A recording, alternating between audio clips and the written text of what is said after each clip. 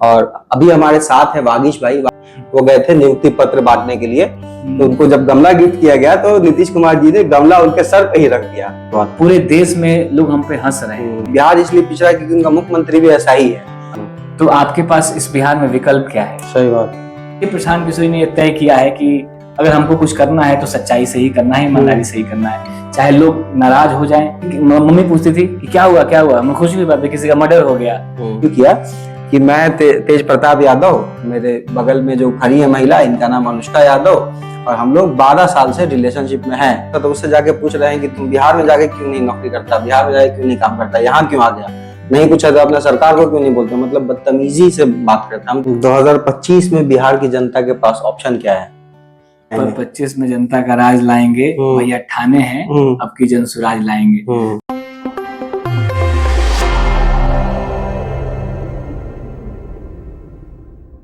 आप सभी को मेरा नमस्कार, आदाब, अस्सलाम वालेकुम। मेरा नाम है शमसुल आरफीन और आप देख रहे हैं जन सुराज का डिजिटल प्लेटफॉर्म। वागीश भाई से हम लोग बात करेंगे बिहार के पॉलिटिक्स के बारे में।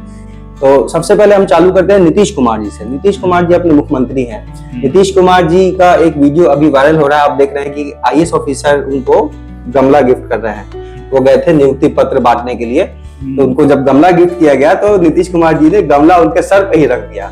तो वहां पे माहौल थोड़ा सा लाइट हो गया। तो इसको आप किस तरीके से देखते हैं? मतलब फनी वे में इसको लिया जाए, बिहार की जनता इसको फनी वे में ले, या फिर आपको क्या लगता है कि नीतीश कुमार का कंडीशन ठीक नहीं है इस वजह से वैसे कर रहे हैं, या फिर मजाक में लिया जाए कि अरे ठीक है? हाँ, मतलब उनकी हरकतों से तो ऐसा ही लगता है। आपने वो वीडियो देखा है? हाँ, वो सुबह सुबह ही जब मेरी आँख खुली तो पहले वही वीडियो सामने आया। नीतीश सामने आ गए। वीडियो बहुत फनी था। हाँ, क्योंकि जब उस वीडियो को देखा तो बहुत हंसी आई। सबको आई होगी।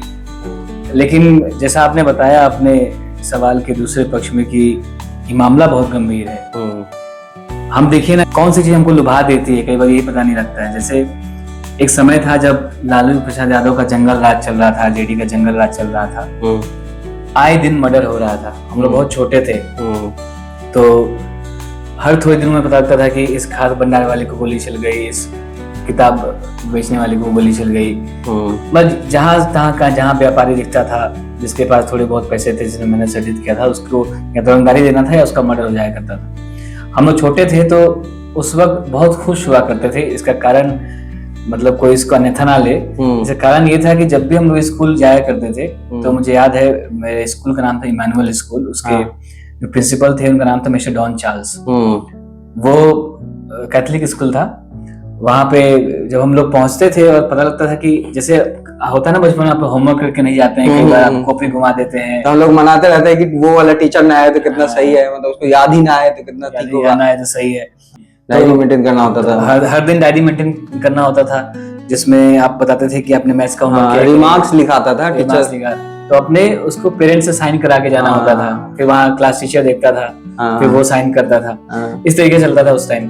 तो हर बार ऐसा हुआ करता था कि कभी मैथ्स का होमवर्क नहीं किया, कभी जीएस का होमवर्क नहीं किया, मतलब जो भी उस समय से हुआ करता था। तो ये हर दिन स्कूल जाने का मन नहीं करता है बचपन में, मतलब स्कूल जाने का तो मन करता ही नहीं है। सही बात। पर आप कैसे कैसे जाते हैं। जाने के बाद पता लगा कि एक खिड़की से मुंह निकाल के और मिस्टर डॉन चार्ल्स कह रहे हैं, मतलब हमारे प्रिंसिपल कह रहे हैं कि आप लोग चले जाइए, यहाँ पे कर्फ्यू लगा हुआ है, सुबह एक मर्डर हुआ है।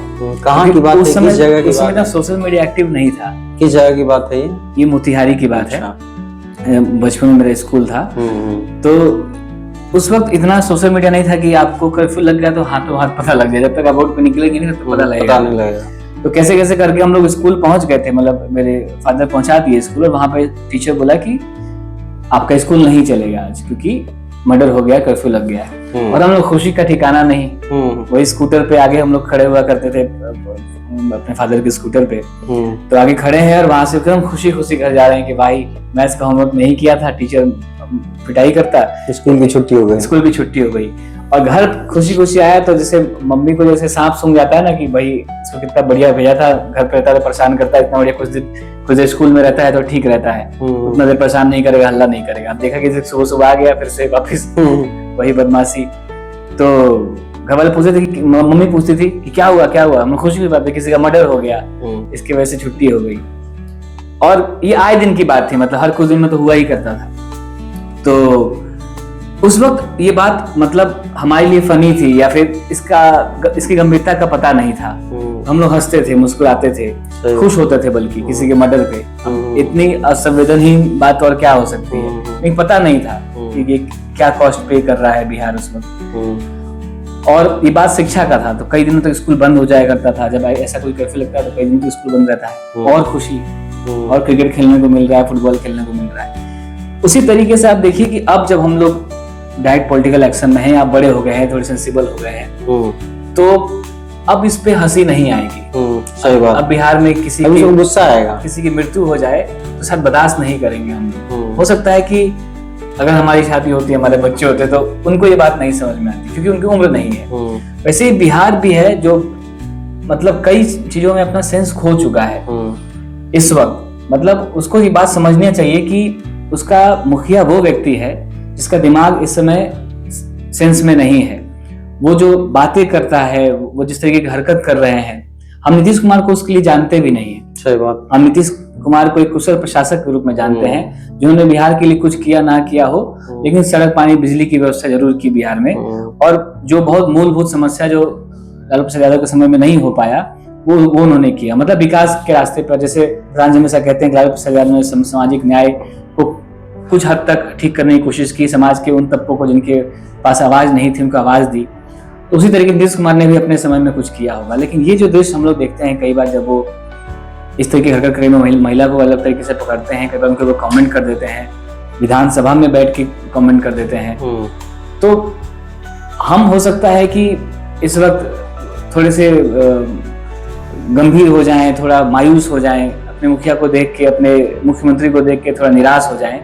लेकिन हम पूरे 28 राज्य में हंसी के पात्र बन रहे हैं। सही बात। पूरे देश में लोग हम पे हंस रहे हैं कि देखिए, अब आप लोग जो मतलब प्रूव करना चाहते हैं वो उनको दिख रहा है कि देखिए बिहार इसलिए पिछड़ा है क्योंकि उनका मुख्यमंत्री भी ऐसा ही है। बताइए, तो ये मतलब लोग तो देख के हंसेंगे, ऑब्वियस ही बात। लोग हंसेंगे नहीं। आप मतलब एक तो पलायन के शिकार लोग वैसे ही गाली सुन रहे हैं। कल भी आप ही दिखाए थे मोबाइल पे, मुंबई में किसी व्यक्ति की पिटाई हुई है क्योंकि उसको पूछ रहे हैं कि वो बेचारा कपड़ा बेचता था, तो उससे जाके पूछ रहे हैं कि तुम बिहार में जाके क्यों नहीं नौकरी करता, बिहार में जाके क्यों नहीं काम करता, यहाँ क्यों आ गया, नहीं पूछा तो अपना सरकार को क्यों नहीं बोलते। मतलब बदतमीजी से बात करते हैं। हम तो आपको इन्फॉर्मेशन दे रहे हैं, लेकिन जब वो कोई फील करता है तब उस समय में आता है उसका दर्द कि काश हम बिहार में नौकरी कर पाते, जॉब कर पाते। मतलब आप नीतीश कुमार जी को देखिए और बिहार के लोगों को भी देखिए एक बार, कि कम से कम जो मिनिमम क्राइटेरिया तो ये तो होना ही चाहिए कि हम स्वस्थ रहें मानसिक रूप से, कम से कम। हम लोग को तो और एक्स्ट्रा एफर्ट लगाना है। मतलब वैसा चाहिए जो इसको कुछ ठीक कर दे। और ऐसी स्थिति में हम उस व्यक्ति को मुख्यमंत्री बना के रखे हैं जो मानसिक रूप से स्वस्थ नहीं है। और जब पहली बार मैंने देखा था सुबह सुबह, तब हंसी आई थी। हमको लगता है शायद लोगों ने ये भी मान लिया है कि अब नीतीश कुमार का आखिरी दिन चल रहा है, चलो 3-4-5 महीना देख लेते हैं, क्या ही चला जाएगा।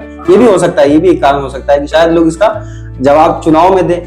मतलब लेकिन लोगों को अब ये जरूर सोचना होगा कि अगर नीतीश कुमार को आप यहाँ से रवाना करने के उसमें है कि आप कि अगर आप नीतीश कुमार जैसे व्यक्ति को उसके पद से हटा रहे हैं, तो आपके पास इस बिहार में विकल्प क्या है? सही बात।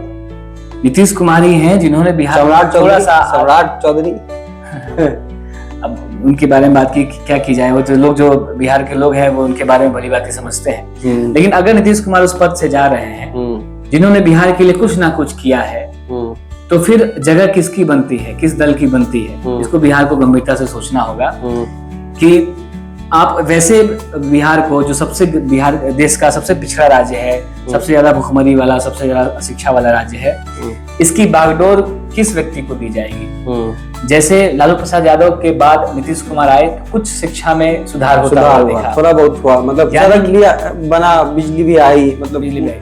ऐसा नहीं है, ऐसा नहीं बोल सकते नीतीश कुमार ने कुछ नहीं किया, कुछ किया है। तो किसी एक डायरेक्शन में लेके गए हैं बिहार को थोड़ा आगे की तरफ। लेकिन अब बिहार को हमको लगता है जरूरत है कि इससे एक लेवल और आगे सोचने की जरूरत है, ताकि हम लोग अलग अलग स्टेट के साथ नजर से नजर मिलाए, कम से कम बात तो कर सके, तमीज से लोग हमसे बात तो करें।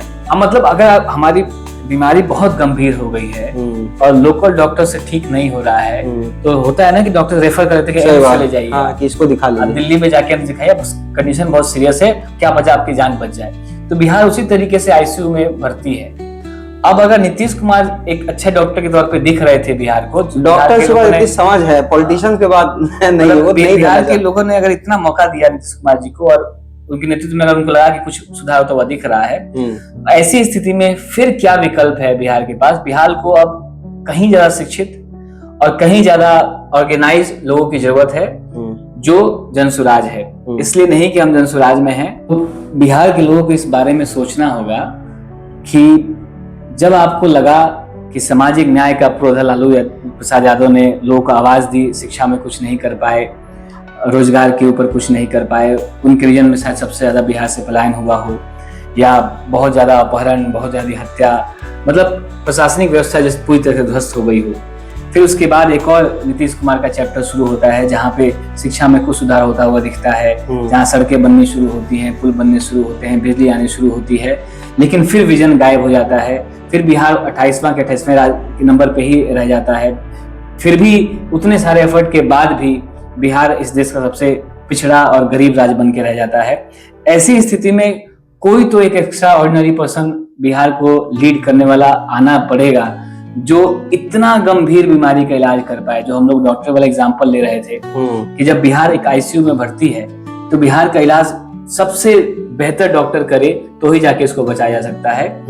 तो मेरा ऐसा मानना है, सिर्फ इसलिए नहीं कि हम जनसुराज में हैं, जिस तरीके की प्रोग्रामिंग है, जिस तरीके का ऑर्गेनाइजेशन है और जिस तरीके की क्षमता है जनसुराज के लोगों में, वो इस वक्त बिहार के किसी भी दल के अंदर नहीं दिखता है। हो सकता है राजनीतिक रूप से हम लोग उस तरीके के ना दिखते हों, हमारी शक्ल सूरत, हमारा पहनावा एक नेता के तौर पे जो अमूमन बिहार में देखे जाते हैं उस तरीके का ना हो, हमारा लिबास उस तरीके का ना हो, हमारी भाषा उस तरीके की ना हो, लेकिन ये बात तय है कि जो भी व्यक्ति इस जनसुराज से जुड़ा है, खासकर जो शुरू में जुड़ गया है, शुरू में उस वक्त जब प्रशांत किशोर ने इसकी परिकल्पना की और जिसके मन में वो बिहार को लेके आग जल रही थी, वो उस वक्त ही दौड़ा चला आया कि चलिए हम भी कंधा लगाते हैं। और जिन लोगों ने खींच के जनसुराज को इतना बड़ा दल बनाया बिहार के अंदर, उन लोगों के बारे में, उन लोगों की क्षमता पे बिहार को एक बार भरोसा करना चाहिए, क्योंकि वो लोग अपना सब कुछ त्याग कर, सब कुछ खोकर इस जनसुराज को, इस बिहार को बनाने में लगे हैं। जनसुराज को बनाने में लगे हैं, इसका मतलब ये है, इसका मतलब ये नहीं कि अपनी पार्टी को बनाने में लगे हैं। जनसुराज का मतलब जनता का सुंदर राज आए, इसलिए लगातार अपना पसीना बहा रहे हैं, अपनी मेहनत कर रहे हैं, घर द्वार त्याग चुके हैं, अपनी नौकरी पानी को त्याग चुके हैं। उसके बावजूद इतनी मेहनत कर रहे हैं तो बिहार के लोगों को एक बार भरोसा करके दिखाना होगा, एक बार जनसुराज का साथ पकड़ना होगा और एक बार बिहार के बदलाव के लिए थोड़ा सा प्रयास अपनी तरफ से इतना जरूर करना होगा कि इस बार, जो प्रशांत जी हमेशा कहते हैं कि इस बार आप सड़क, बिजली, पानी, 5 किलो अनाज, इस पे वोट ना करके अपने बच्चों के भविष्य के नाम पे वोट कीजिए। सारी पार्टियां उसके ऊपर बात करने लगेंगी और आपको ये दिख भी रहा होगा कि आजकल कोई भी लीडर हो जो बिहार में कदम भी रख रहा है तो सबसे पहले पलायन पे बात कर रहा है, सबसे पहले शिक्षा पे बात कर रहा है। सिर्फ 2 साल पहले प्रशांत किशोर जी ने इस बात को उठाया था और 2-3 साल पहले जब प्रशांत जी ने पहली बार जब इसको अनाउंस किया था 2 मई 2022 को कि हम इस मुद्दे पे बिहार में जनसुराज की परिकल्पना करना चाहते हैं, एक पदयात्रा शुरू करना चाहते हैं, उस वक्त आप सोचिए इसको इस तरीके से इग्नोर किया गया था जैसे लगता था कि कोई मुद्दा है ही नहीं। शिक्षा पे कौन वोट करेगा? वोट तो यहाँ जात पे होता है। अभी भी कई लोग इसको इसी तरीके से तोड़ मोड़ के पेश करते हैं। शिक्षा को तो लोग भी समझ रहे हैं, पलायन पे कौन वोट करेगा? ये तो लोग बहुत दिन तक समझ ही नहीं आया कि पलायन का क्या मतलब होता। तो यही है ना कि 12th के बाद बाहर जाना होता है या फिर जॉब करने के लिए बाहर जाना लोगों के लिए नॉर्मल हो चुका है। शिक्षा पे बात कौन करता है? क्योंकि सबको लग रहा था कि एक शिक्षित मुख्यमंत्री बिहार को मिला है, एक इंजीनियर है, उससे पहले तो शिक्षा का बंटाधार था ही, उस शिक्षा पे तो कोई ध्यान था ही नहीं उससे पिछली सरकारों का।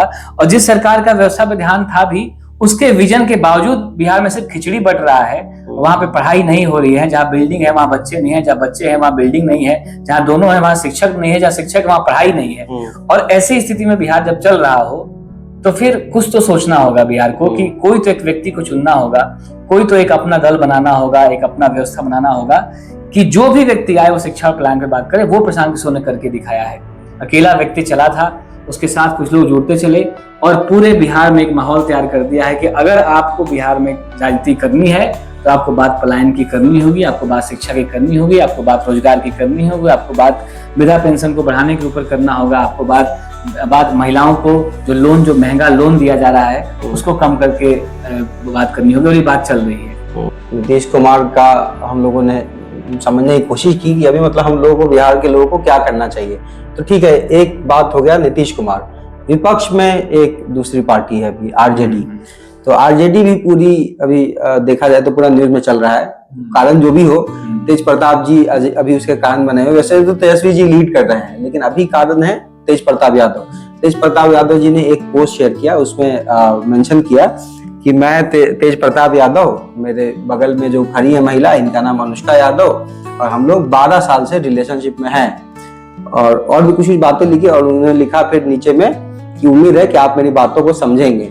उसके बाद हम लोगों ने खूब मजा लिया, सब लोगों ने देखा, सब एक दूसरे को शेयर किया। फिर पता चला कि पोस्ट डिलीट हुआ, नहीं हुआ, उतना फॉलो नहीं कर पाए। फिर पता चला कि तेज प्रताप यादव जी ने फिर पोस्ट के नीचे एक पोस्ट किया कि अभी जो मैंने पोस्ट किया था वो मेरी आईडी हैक हो गई थी, लोगों ने कुछ पोस्ट कर दिया, इसके लिए माफी मांगते हैं। मतलब इंटेंशनली नहीं किया जाता, गलती से या फिर कुछ बता दिया, एरर बता दिया, मतलब एआई बता दिया, जो मन किया उनको उन्होंने वो बताया। लेकिन लालू यादव ने उनको वैसा नहीं लिया। लालू यादव जी ने एक ट्वीट किया, ऑफिशियली उनको पार्टी से 6 साल के लिए निकाल दिया, निष्कासित कर दिया, और फैमिली से भी उनको बोला कि दूर रहने के लिए, मतलब उन्होंने। और एक तो रोहिणी आचार्य जी का भी उस पर एक ट्वीट आया था, उन्होंने तो परंपरा, प्रतिष्ठा, अनुशासन ऐसा करके पूरा बात लिखा था भारी भारी। तो तेज प्रताप यादव जी पूरे न्यूज में बने हुए हैं। तो इसको देखने वाले लोग जो हैं, ये 2-3 एंगल से देख रहे हैं। एक पक्ष देख रहा है कि तेज प्रताप यादव जी चलिए ठीक है, कर लिए तो कर लिए, लेकिन एक पक्ष को लग रहा है कि शायद उनके साथ साजिश की गई है, किसी ने उनके आईडी से पोस्ट कर दिया है, और अभी इलेक्शन का समय है तो माहौल बनाया जा रहा है। तो आप इसको किस एंगल से देखते हैं? मतलब आपको क्या लगता है कि तेज प्रताप यादव जी ने जानबूझ के टाइप किया, फिर बोला कि ऐसा ऐसा करके? क्योंकि लालू यादव जी के ट्वीट से तो यही लग रहा है, लेकिन कुछ पक्ष ऐसे बोल रहे हैं कि जैसे ऐश्वर्या यादव जी का भी एक स्टेटमेंट आया, उन्होंने ये बोला कि ये सब अंदर से लोग मिले हुए हैं, उनका परिवार जो है मिला हुआ है। तेज प्रताप यादव जी अभी जाके मम्मी के पास रो रहे होंगे, और राबड़ी देवी जी आंसू पूछ रही होंगी कि बेटा चुप हो जाओ, हम संभाल लेंगे। तो आप इसको किस नजरिए से देखते हैं? एक तो सबसे फनी बात यह है कि हम लोग बिहार के पॉलिटिक्स की जब बात कर रहे हैं, और जब सबसे बड़ी पार्टी की बात कर रहे हैं, तो देखिए हमारा टॉपिक क्या है, ठीक है? इसके बाद हम लोग और पार्टियों पे भी चलेंगे, लेकिन पहले इसके बारे में। जैसे आपने बताया कि इसके 3 पक्ष हो गए हैं। एक ये कह रहा है कि साजिश हुई है, दूसरा कह रहा है कि जानबूझ से किया है, तीसरा अब जो भी अपने पक्ष गिनाया। उसी तरीके से मेरा भी देखने का जो नजरिया है वो 3 तरीके का है। एक तो ये कि वो उनका पर्सनल मैटर है, वो किससे शादी कर रहे हैं, किसके साथ रह रहे हैं, नहीं रह रहे हैं, उनका परिवार समझे, वो समझे। एक तो पहली स्थिति। दूसरा पक्ष मेरा ये है, फिर से वही पक्ष है कि जो हम लोग नीतीश कुमार के बारे में बात कर रहे थे कि उनकी मेंटल कंडीशन ठीक नहीं है और पूरे बिहार का इलाज करने चले हैं, यहाँ से गरीबी का इलाज करने चले हैं, यहाँ से शिक्षा रोजगार की व्यवस्था करने चले हैं। उसी तरीके से जो तेज प्रताप यादव हैं, आज से कुछ दिनों पहले तक वो स्वास्थ्य मंत्री थे। वो इन्हीं 12 साल के अंदर, सही बात, वो स्वास्थ्य मंत्री थे। और उनके दिमागी स्वास्थ्य के बारे में जरा देखिए, आप उनकी हरकतों से देखिए। मतलब आप देखिए, तेजू भाई मतलब क्यूट तो है क्या? मतलब हाँ, क्यूट हैं। एला ब्लॉग चलाते हैं, सही बात है। वो हम लोग भी देखते हैं कई बार, हमला भी जब मन गुनगुनाने का करता है तो प्रताप यादव को देखते हैं। इसमें कोई संभाव नहीं है कि इस वक्त बिहार के एक अच्छे एंटरटेनर हैं। सही बात है। और उनके वीडियोस देखते हैं, जैसे कई लोग कपिल शर्मा शो देखते हैं, उनको भी देखते हैं। और ये एपिसोड भी पूरे बिहार के लोग वैसे ही देख रहे हैं। चिंता का विषय बना हुआ है लालू राबड़ी परिवार का, वो अलग मैटर है। पूरे बिहार के लिए इस वक्त ये फनी मामला है। लेकिन उसका गंभीर पक्ष ये है कि इसी व्यक्ति के हाथ में बिहार की जनता का स्वास्थ्य व्यवस्था था। ये स्वास्थ्य मंत्री थे, ये बीच में पर्यावरण मंत्री थे, अब अलग फूल खिला रहे हैं, लेकिन ये पीछे पर्यावरण मंत्री थे। ऐसी स्थिति में जब बिहार है, जहां पे आप मंत्री बनाने से पहले भी इसका ध्यान नहीं रख रहे हैं कि आप किसको बना रहे हैं, उसकी दिमागी हालत कैसी है, उसके हाथ में आप जनता का भविष्य डाल दे रहे हैं, कैसे चलेगा? अब तो लोगों को कड़ाई करनी होगी। मेरा पहला आंसर और दूसरा आंसर इस बार आखिरी में आके जरूर जुड़ेगा और चाहे हम जज्बाती होकर इस बात को कह रहे हो, लेकिन इस बार आपको विकल्प चुनना ही पड़ेगा। कोई दूसरा तरीका नहीं है बिहार को इससे बाहर निकालने का। जिस वक्त नालंदा विश्वविद्यालय इस बिहार में चल रहा होगा, विक्रमशिला चल रहा होगा, तो पूरी दुनिया बात क्या कर रही होगी इस बिहार के बारे में। सही बात। क्या चर्चा होती होगी, यहाँ से साइंटिस्ट जाते होंगे अपने देश में तो क्या बताते होंगे बिहार के बारे में। सही बात है। जब हमारी शिक्षा हायर स्टडीज के लिए बिहार चले जाओ, ये सुनने में कितना अच्छा लग रहा है। कैसा लगता होगा, उस वक्त आने की सुविधा भी नहीं रहती होगी, फिर भी वो एक सफर तय करके आके यहाँ पे शिक्षा ग्रहण कर लेना, और यहाँ पे पूरी दुनिया की सारी किताबों और उनके ऊपर रिसर्च और उन सबका पेपर होना, और उस वक्त इसकी बात होना कितनी बड़ी बात रही होगी। और उस बिहार को जहाँ पे कम से कम हम कुछ नहीं कर सकते हैं तो उसकी बेइज्जती तो नहीं होने दें। और पूरा बिहार जब से इन लोगों के हाथ में गया है, जब से सत्ता इन लोगों के हाथ में गई है, तब से बिहारी शब्द गाली बन गया है। जिस बिहार का गौरव सिर्फ बिहारी कहने से हो जाया करता होगा, हम तो दुनिया में थे ही नहीं, तो जब से बिहार में पैदा हुआ तब से बिहारी गाली ही सुनता है। लेकिन जिस वक्त बिहार के लोग, उस वक्त उनके मन में क्या भावना होती होगी जब वो कहीं जाता होगा, वो कहता होगा हम बिहार से हैं, कैसे उनको दुनिया पहचानती होगी, क्या सोचती होगी उनके बारे में, किस तरीके से उनका लिहाज करती होगी, कैसे बिठाती होगी कि तो उस जगह से आया है जहाँ से पूरा ज्ञान का भंडार खुला हुआ है, जहाँ से हर कोई व्यक्ति चाह रहा है तो उसमें डुबकी लगा के ज्ञान लेना है। और ऐसे बिहार को हम लोगों ने किन लोगों के हाथों में सौंप दिया है। क्या बातें कर रहे हैं। कोई नौटंकी कर रहा है और उसके हाथों में बिहार चला गया। कोई जो नौटंकी कर रहा है, हम उस पर हंस के मुस्कुरा के और फिर विकल्प के अभाव में उसको बार बार वोट दिए जा रहे हैं, सिर्फ इसलिए कि हमारे जात का कोई लीडर ना हार जाए, सिर्फ हमारा धर्म जो है वो खतरे में ना आ जाए। ये कुछ खतरे में कैसे आएगा, जब सब शिक्षित हो जाएंगे। जब तक शिक्षा है तभी तक खतरे में है। हम सब शिक्षित हो जाएंगे, कुछ खतरे में नहीं रहेगा, क्योंकि हमको वही शिक्षा मिल जाएगी जिससे ये खतरा टल जाएगा। शिक्षा ही हथियार हो सकता है इन खतरा को टालने का। तो बिहार में इस वक्त बदलाव बहुत जरूरी है, बहुत ही ज्यादा जरूरी है। और उस वक्त सबसे ज्यादा जरूरी है जब बिहार के हजारों लड़के अपना घर परिवार नौकरी चाकरी छोड़ के सिर्फ इस बिहार को बनाने में लगे हैं। उनका हिम्मत नहीं टूटने देने के लिए ये प्रयास बहुत जरूरी है। तो बिहार की जनता को समझना होगा कि ये हम हंसी मजाक कर लें वहां तक ठीक है, लालू प्रसाद यादव पे आपको हंसी मजाक करनी है, उनकी बातों पे, नीतीश कुमार की बातों पे हंसना है, तेज प्रताप यादव की बातों पे हंसना है, हंस लें, लेकिन अपने बच्चों के भविष्य पे कोई ना हंसे, आपके बच्चों के भविष्य पे कोई ना हंसे, इसकी तैयारी आपको करनी होगी। आपको अपने बच्चों के भविष्य को बचाने के लिए जन सुराज का साथ देना होगा। 2025 में बिहार की जनता के पास ऑप्शन क्या है? 2025 में जनता का राज लाएंगे भैया, ठाने हैं अब की जन सुराज लाएंगे। तो वो बहुत कमाल का गाते हैं, अमन भाई भी कभी ना कभी शो पे आएंगे ही। तो 25 में एक ही चीज है कि 25 में बदलाव की बयार बहे। देखिए हम तो काम नहीं कर सकते। जन स्वराज भी अभी न्यूज में चल रहा है, अभी हम लोगों ने दोनों बात कर लिया। आप बोल रहे हैं जन स्वराज ऑप्शन है, जन स्वराज भी अभी न्यूज में चल रहा है। किस किस कारणों से न्यूज में चल रहा है, आप अपनी तरफ से बताइए कि अभी जन स्वराज में ओवरऑल एक्टिविटीज क्या क्या चल रही है। प्रशांत किशोर के बहुत सारे बाइट्स हम लोग को देखने को मिल रहे हैं, कभी वो धूप में चल रहे हैं, बरसात में चल रहे हैं, ट्रक वालों से मिल रहे हैं, अपने पदयात्री विकसित के घर गए थे, और भी बहुत सारे लोगों से मिलने जुलने का ही फोटो वीडियो वायरल आ रहा है। लोग इमोशनल दिख रहे हैं, एक्साइटेड दिख रहे हैं। क्या क्या चल रहा है जन स्वराज में? सबसे पहले तो विकसित भाई को बहुत बहुत बधाई, क्योंकि वो विकसित हमारे ही साथी हैं। और जो लोग जन स्वराज का वीडियो देखते होंगे उनको और कोई नाम याद हो ना हो, विकसित का नाम जरूर याद होगा। विकसित जितने मासूम हैं उतना ही बड़ा काम अपने कंधों पर ले रखा है।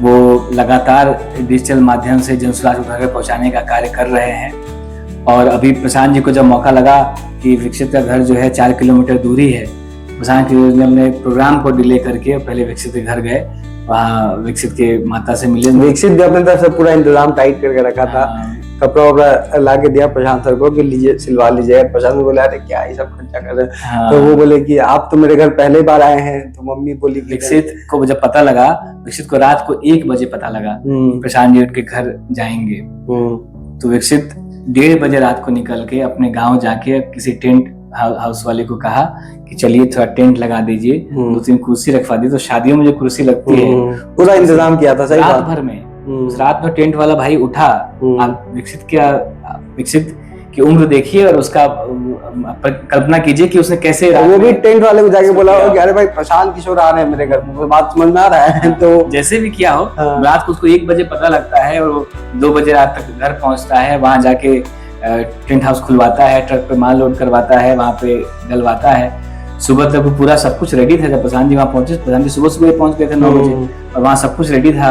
उनके लिए उनकी माता जी कपड़ा लेके आई थी। प्रशांत जी भी देख के थोड़ा सा नाराज भी हुए थे कि सब इतना खर्चा करने की क्या जरूरत है, लेकिन फिर विकसित ने कहा चलिए आप पहली बार आए हैं। उस फिर विकसित के पिताजी जो है वो मुंबई में काम करते हैं, महाराष्ट्र में काम करते हैं, वो भी उसी पलायन का शिकार है। तो प्रशांत जी ने पूछा कि आपके पिताजी, तो उन्होंने कहा कि विकसित ने कहा कि मुंबई में रहते हैं, वहाँ काम करते हैं। कुछ दिनों पहले ही विकसित इसी यूट्यूब से ही पैसा अर्न करके अपने पिताजी के आंख का ऑपरेशन कराया है। अपनी माँ को पहली बार तीर्थ घुमा के ले गया था, अभी तक उसे घर में किसी ने माता जी को तीर्थ नहीं कराया था। लेकिन विकसित जो कमाई उससे हुई यूट्यूब से, जो उसके चैनल से हुई है विकसित ब्लॉग से, वहां से उसी पैसे से उसने अपने पिताजी का ऑपरेशन भी कराया, अभी एक बहन को पढ़ा भी रहा है और वहाँ पे ले गया। तो ये देख के बहुत खुशी होती है, बहुत इमोशनल भी आते हैं हम लोग 2 साल पहले शुरुआत किए थे तो अपना भविष्य का पता नहीं था, विकसित को तो बिल्कुल भी नहीं पता होगा। और विकसित यहाँ पे आता है, यूट्यूब चलाना सीखता है, अपना घर का हुलिया बदल देता है कुछ दिनों में ही।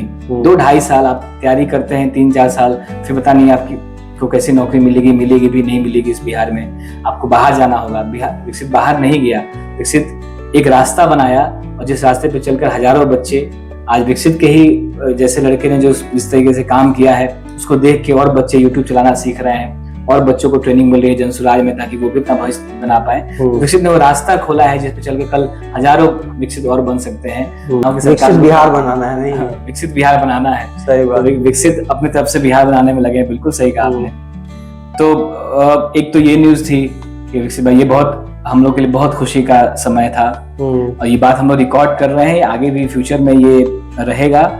हम बहुत बहुत धन्यवाद देना चाहते हैं कि विकसित पहला ऐसा पदयात्री है जिसके पास प्रशांत किशोर जी गए हैं। हाँ सही बात। विकसित सबसे छोटा पदयात्री है। सबके मन में तो ये होगा कि प्रशांत जी मेरे घर भी आते, मेरे घर, लेकिन हाँ सही बात। प्रशांत जी सबके जिले में गए हैं लेकिन किसी के घर पे नहीं गए थे।